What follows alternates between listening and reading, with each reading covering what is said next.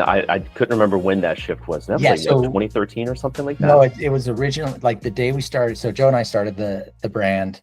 We were in a tiny little office. I was still actually technically I was still working for TaylorMade and Adidas, and we're like, let's do this. Let's see if we can get some investment. And so we got some investment, and we were coming up with names. And I'm like, I drive by a street, and the street's name was Armada, and it's down in Carlsbad. And I'm like, oh, that's a really cool name.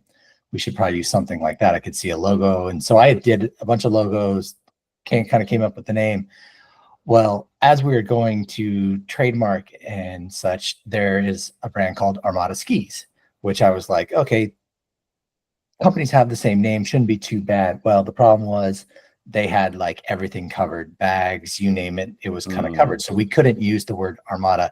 So we had already printed some jerseys, we had already printed some t-shirts, things like that. So we originally were like, I'm like, Joe, call Armada and see if they'll let us do it for hockey. And so we called them, or Joe called them, and come to find out the guy who was the CEO was like Harvard business exec. He's like, absolutely not, like no chance. So we quickly pivoted to Alkali, which was a name I kind of came up with when I was looking at like, okay, I always like to look at the periodic table of elements and see if there's things there. And I'm like, okay, alkaline metals, things like that, that had energy, power, things like that. And so I kind of streamlined it down to Alkali.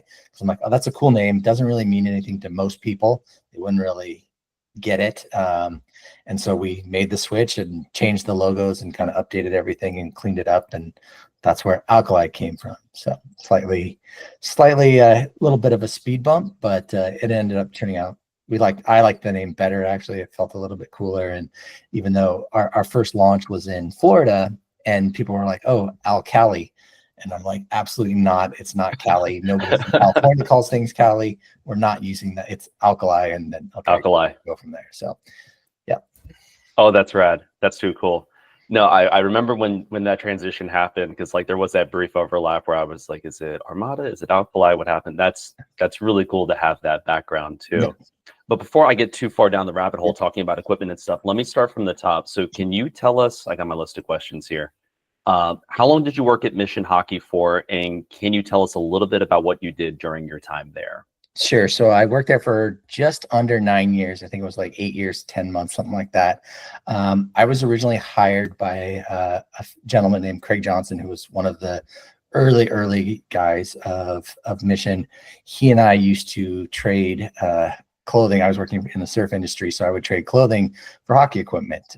So he was great. He's like, hey, I've got a position open as a associate product developer. So really what it meant was I was in charge of roller hockey pants, hockey bags, and like accessories. So hats, t-shirts, things like that. Very small role. We started in a very tiny office. My office was literally right next to a toilet. It wasn't even an office. It was barely a cubicle, and I could literally open the door to the toilet. So I literally started at the bottom at Mission. I worked my way up. I moved into marketing, and then eventually kind of was marketing and product development. Joe came in pretty early on in the development, and we worked together, and he kind of carried me through my development. So I, at one point, was overseeing most product design and development for Mission. There was a lot of really great people that worked on the teams that were, guys that were specific to sticks, guys that were specific to, Tim Pearson was sticks. We had a guy, Wilson Minari, was kind of protective gear. So all these people really contributed. Jocelyn Poulin, who was a great industrial designer as well.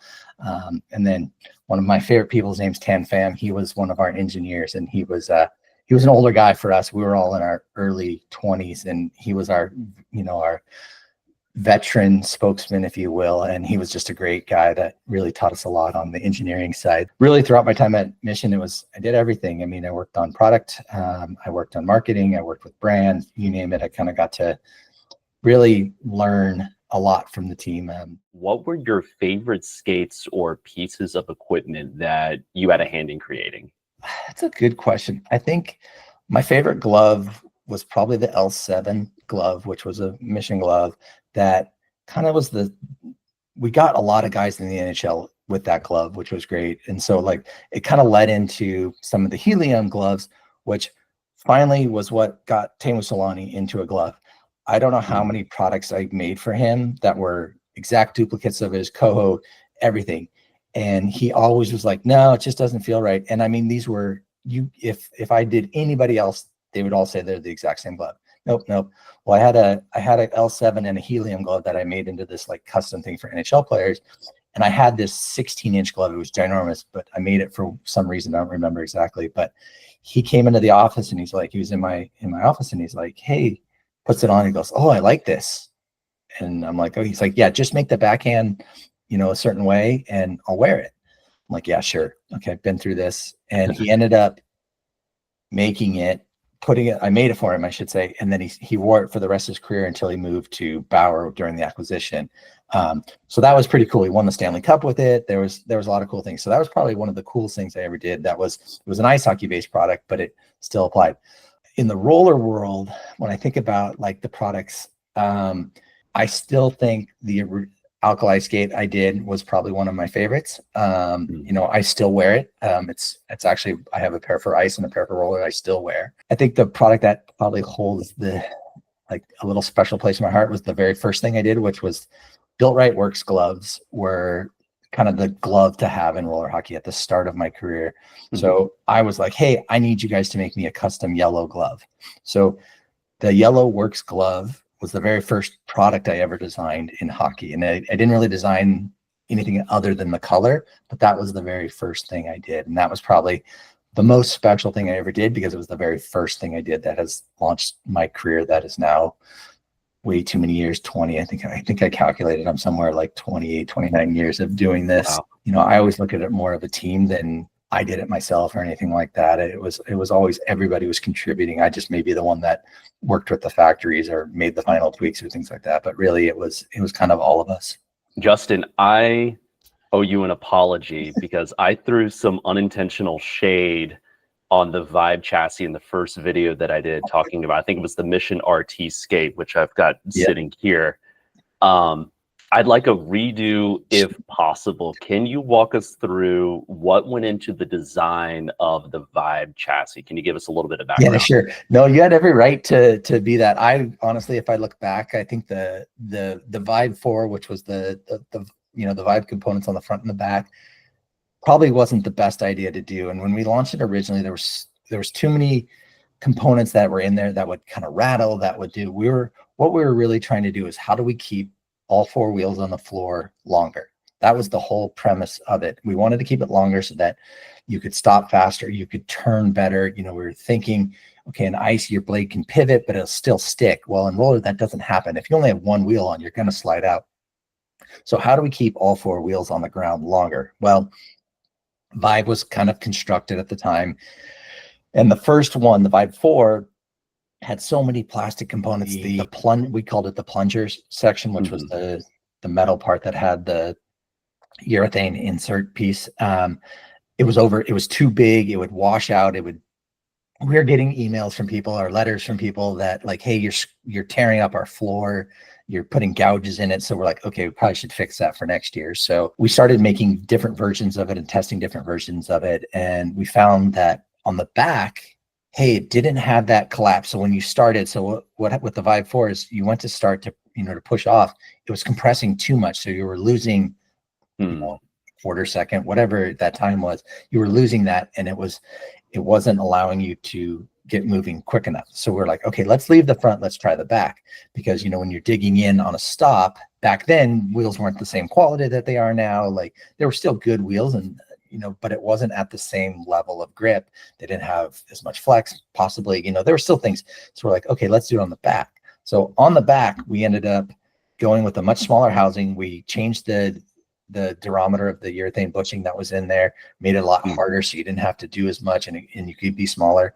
And we found that, hey, this works pretty good. The problem was we've already kind of soiled everything. Nobody wanted to really try. That's why it didn't last as long. I think it didn't really get the fair opinions. And it's one of those things, hey, we tried something new. There was options out there from other people that didn't have all these components. So people were like, why are you doing this? Just give us a regular chassis. And so we're like, yep, okay. So short-lived, and we ended up moving away from that. I know in one of your comments on our previous video, you mentioned that you would have liked to have continued developing the Vibe chassis on future Mission skates as well.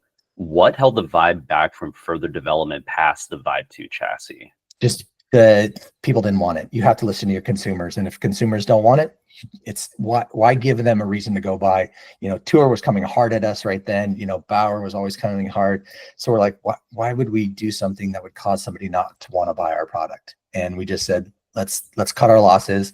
We tried, and that was, you know, that happened a lot of times in products that we tried to develop.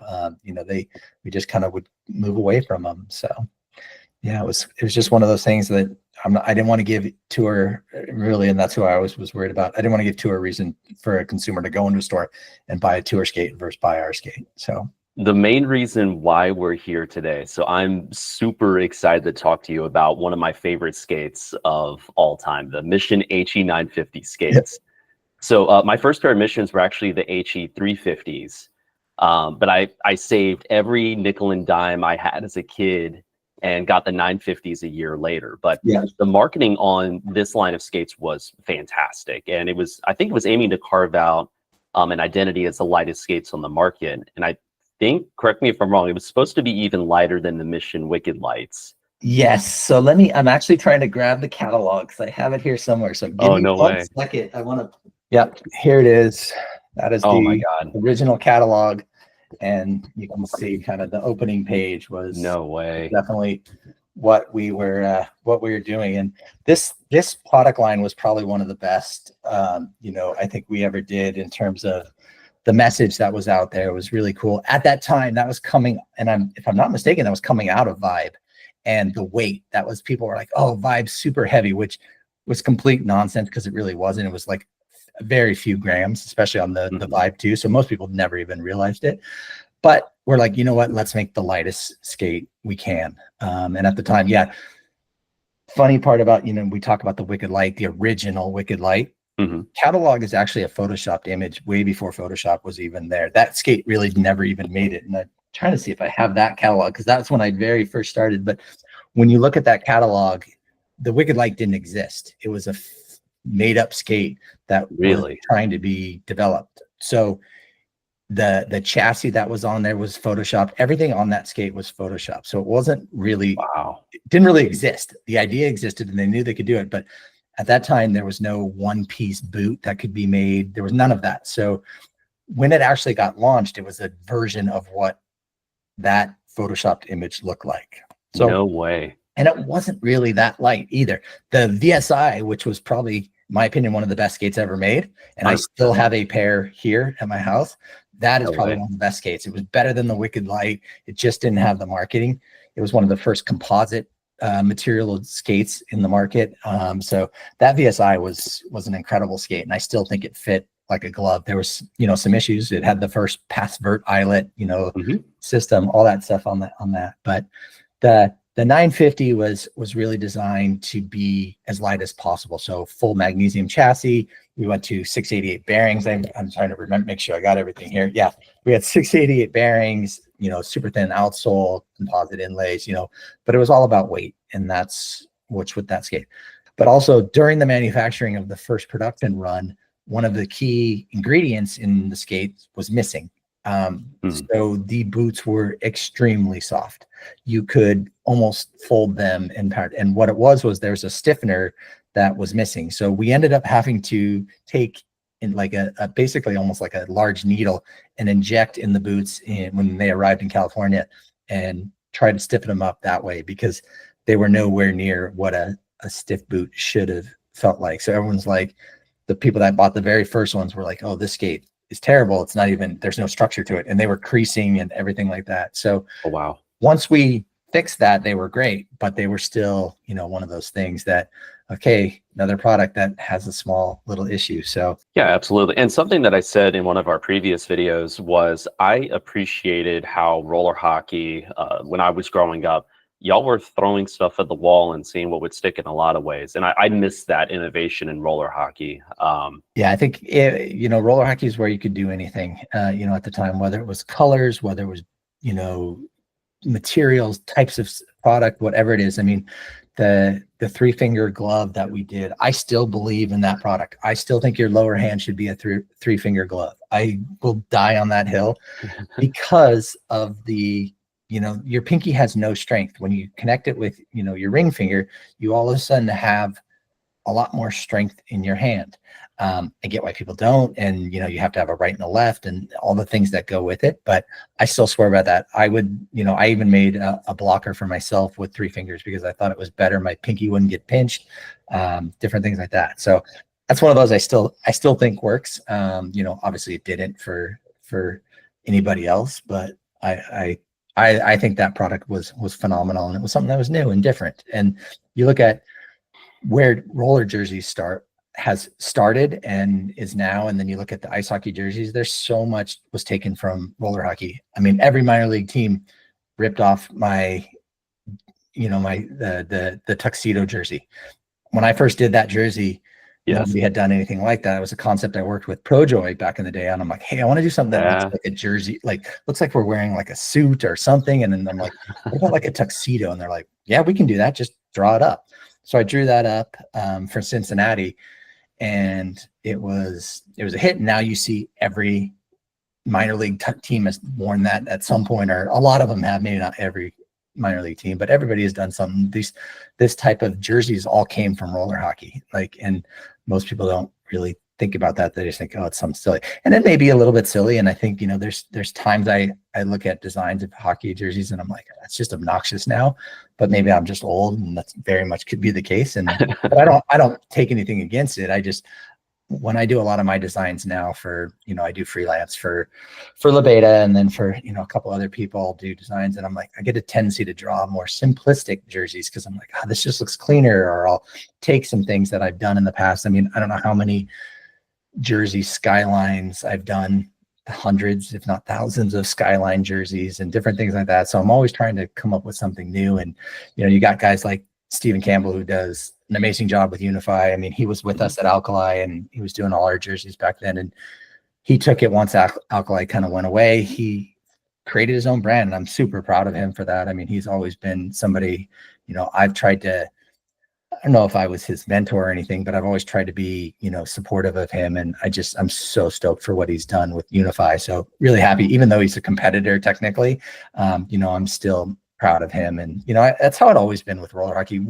We all were competitors with each other, but we all were friends off the rink. And, whether it's Chad Siebel at Tour, I've known forever, and, was a Mission guy, then went to Tour, and has been a Tour guy for, probably 20 years now. It's been forever, but, we're still friends. We're still off the rink. We still hung out. Everybody was still friends. I think the only guys that weren't really friends were the guys that were coming from, Montreal, and the Bauer guys that were kind of trying to be, but then Bauer, they buy Mission and everything changes. So it's different now, and it's always been different since that acquisition. I think there was a time when Joe and Sean Riley were running Mission, and it was great, and it was still kind of like it was Bauer and Mission, but run kind of like how Mission was. But then eventually that went away, and it became what it is. But I mean, it's hard when you're Bauer. I mean, they're the best of the best. I mean, in my opinion, they make the best equipment now, and if I was buying something and had to buy it, I'd probably go buy Bauer, because they do such a phenomenal job with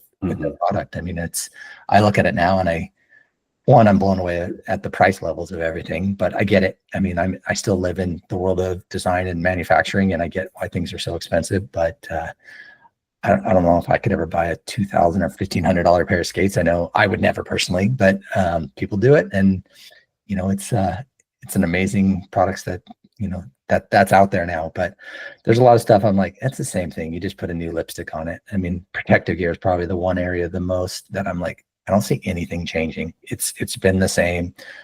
It may have a different, they'll have maybe a different foam on it or something, but there's nothing that really has changed the game. At least helmet's different story. That definitely has changed. But when I look at like shin, shoulder, elbow, it's all the same. There's really nothing that's major. So, but that's just my opinion. I could be totally wrong. And the guys that are making it now are like, you're stupid. You don't know what you're talking about.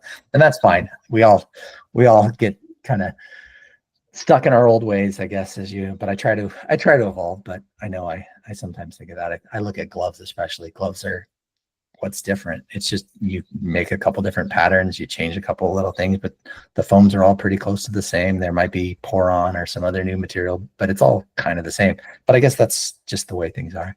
Yeah, to your point earlier, it never ceases to amaze me how small of a world roller hockey is. Because I'll go to a tournament on the East Coast, and someone will recognize me from Instagram. Like I'll post, and they're like, "Oh, so and so." They'll see our mutual connections. I'm like, "Oh yeah, I grew up playing with them when I was 8, 9, 10 years old." But it's such a small world. So it never makes sense to burn bridges or any of that. So. No, I mean, and I feel like I'm pretty out of it now. I mean, I've haven't worked in the hockey industry for almost 8 years. I still do jerseys for LaBeta, and I appreciate that I get to still work with those guys. I mean, I've been a LaBeta guy since 1989, I think, something like that. Whenever the very first Sport Court pink LaBetas came out, I was there. Oh, wow. So that was the very first, and I've always been a LaBeta guy. There's a couple years when we didn't do LaBeta, and that was, there was reasons. It was most of the time it was business related. It wasn't because there was any hard feelings or anything with LaBeta, but it was, in business, sometimes you have to pick different wheel suppliers, and every year everybody came to Mission and wanted to be on our skates because it sold their wheels.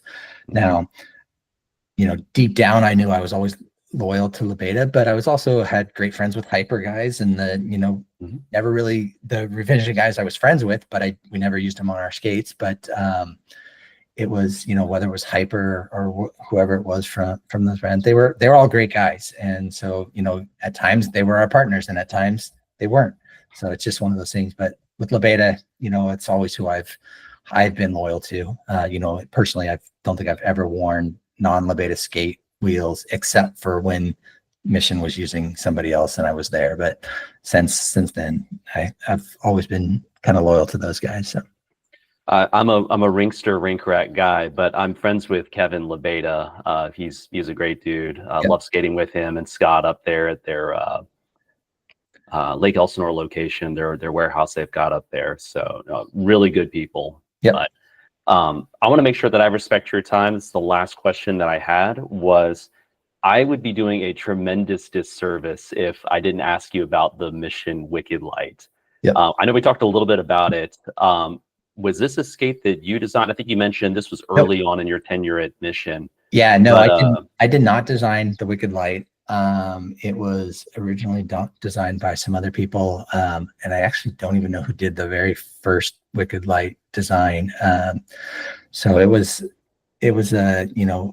at the time it was a completely new concept of skates. So it was for me, I always liked it, but it wasn't my favorite skate. There was some other issues going on that I was like, I don't like that. I like the VSI. So I stayed with the VSI, and the Wicked Light kind of just was one of those that we took parts from and then made into the products that we ended up launching as like the Wicked Light version of it, with utilizing a Red Star chassis that was composite, and that was the first truly composite chassis. We had some other ones that we were doing ourselves, but they were taking shots and getting broken, things like that. So the Red Star one was a little bit more durable, and we ended up tweaking a little bit and making a Mission version of that chassis and such. Yeah, I remember the carbon fiber chassis. That's what I was interested in asking you about, because that was a Mission generator frame. Yeah, if I recall. What went into that design? How did you make? Who made that? Was that Tan Pham? I talked about him a little bit. He was our head engineer, so he was working on the composites.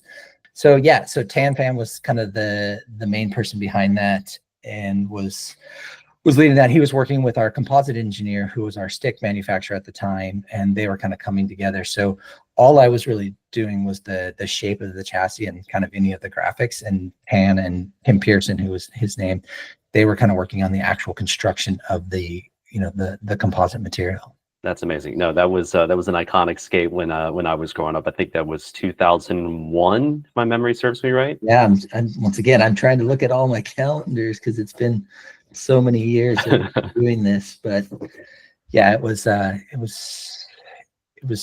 started as the original. We were going to do a Wicked Light, and it ended up never, like I said, didn't get made right away. And we kind of moved on from those first years of probably the number one selling skate of all time, which was the Mission VI. If anybody remembers that one, that was no roller hockey skate was sold more units than that skate. It was black and white, the V year of doing it. And that VI, we probably sold 300,000 pairs of those, if I remember correctly. Wow. It was by far, it was the price point that it was at, and it was a Mission skate at that time. And it was a great skate all around. And, for a time being, that was the skate to have. I mean, I can't even imagine how many people that I can remember wearing it, asking me for a pair, trying to buy them at a discount, different things like that. Those are the ones with the blue chassis, the Violator chassis, right? Yeah, honestly, I don't remember what color the chassis was on the VI. I know the skate was mostly black and white, and I don't remember what colors. And back then we had a couple times where it was different color chassis. Sometimes it was yellow. There was a lot of like special makeups that were floating around that we would do. No, the naming convention on all those skates, the chassis, the generator, the detonator, Violator. Yeah. That was the coolest thing ever. I thought y'all nailed the marketing on that. Yeah, and it was all like just the different levels of price points. So your Violator was just basically stamped steel, not even aluminum, stamped steel that had 3 pieces. So it had a side to side and then a center piece. Those were like really cheap, and we only used them for our low end skates. The detonator was like a half extruded, half stamped. So it would extrude in the shape of the chassis, and then we would bend over the edges to mount. And then the fully extruded, which was the generator, what was it called? Penetrator. I always forget generator. Yeah, the generators, and we had different versions. We had generator, Gener Pro. There was a penetrator. We had some funny names that we would mess around with that, ended up not getting probably manufactured, but there was all different kinds of colors. There was a lot of people that got samples of different things, especially being in Southern California. We kind of knew everybody, and everybody there was a lot of promotional items that were given out to different people, different teams. It was a different world, marketing wise. It was all done grassroots level. There was no social media. There was no, you weren't going in any magazines really that much. It was very, very much just go to events. I don't know how many hours, days I sat at Narch's, State Wars, there wasn't even a State Wars, actually. It was called, we had other ones. We had airs. There were so many different tournaments that we would go to, and that's how we'd market the brand. It was all about guerrilla marketing. We would give away products, we'd give away stickers, you name it. We would do it to try to grow the brand. I think that's how Mission got so successful. It's also how we built Alkali. I mean, Alkali was started with nothing, and then Joe and I built it. Justin, we're at time. Yep. Thank you so much. This was a tremendous privilege. I feel like a kid in a candy store, especially with you pulling out the catalogs and whatnot. This was my pleasure. Awesome. Thank you very much. Thanks so much.